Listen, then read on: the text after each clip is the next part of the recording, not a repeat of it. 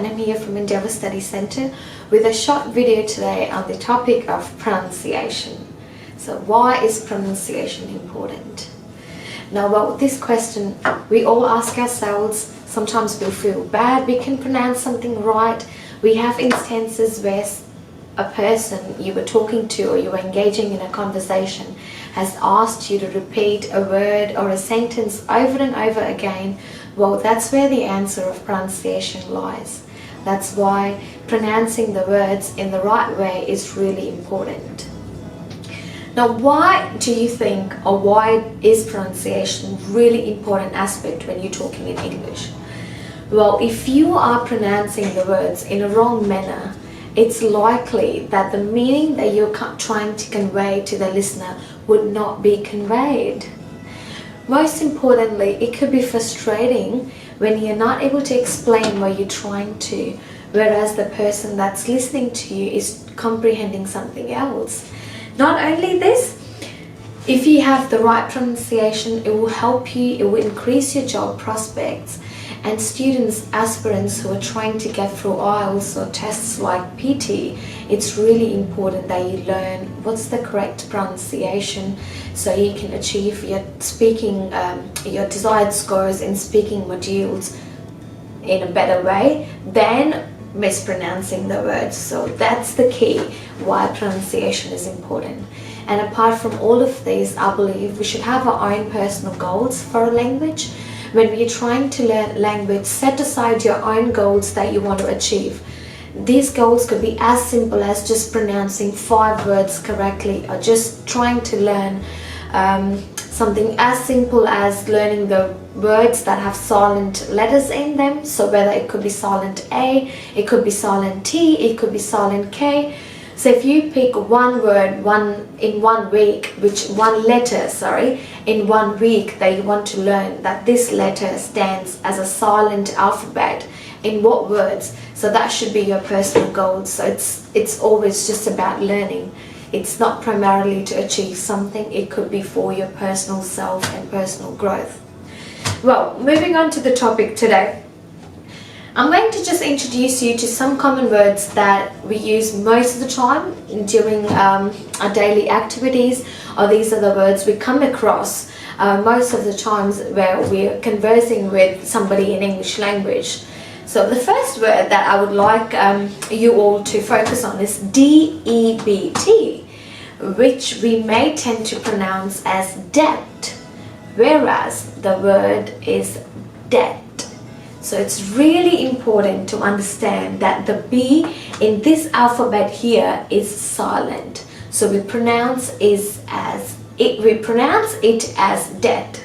Well, the second word is island.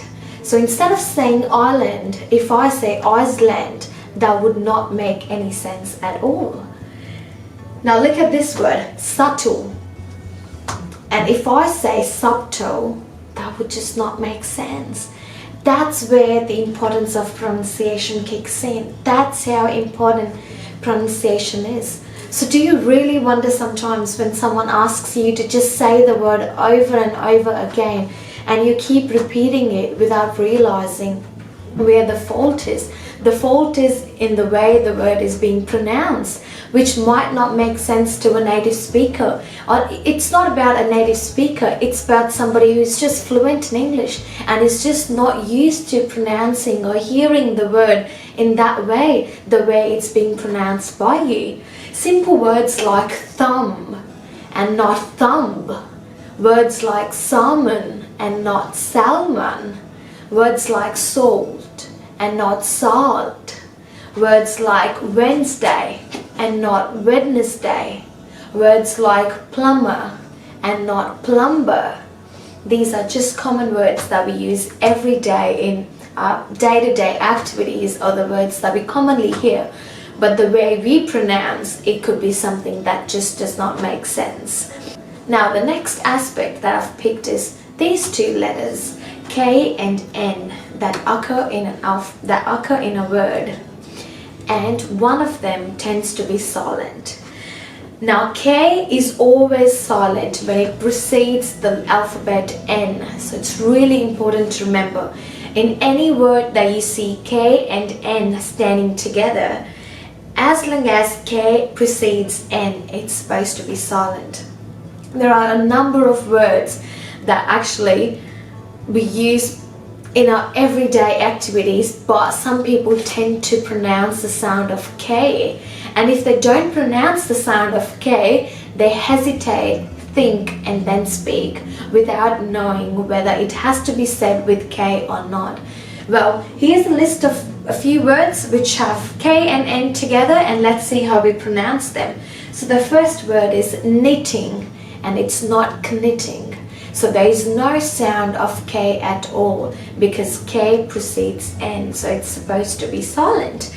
Similar is the case with knees, knuckle, knot, knob, knife, knickknacks. Well, these are just a few words that I've presented to you today. I'll be coming back with a short video with 10 or let's say 50. 50 should be the target, with 50 words that are most commonly mispronounced in English language, and we are going to target a video especially for PTE aspirants so they can see the 50 most commonly mispronounced words they will come across in sections like read aloud or repeat a sentence, which could be helpful for them. And not only this, it's just not for PTE or IELTS students or for anyone who's taking English language proficiency test. It's for us to have our personal goals of language learning. If you have your personal goals where you want to learn language just to improve yourself and for your personal growth, that's the way we look at language learning. So it should be for one's own personal growth and just not be based on any of the tests or anything that you want to do just to achieve a score or just to accomplish a task. So let's make it a personal goal for yourself that you want to achieve and you want to learn English language. Thank you everyone, stay tuned, we'll have another video coming soon with most commonly mispronounced words. Thank you and have a good day.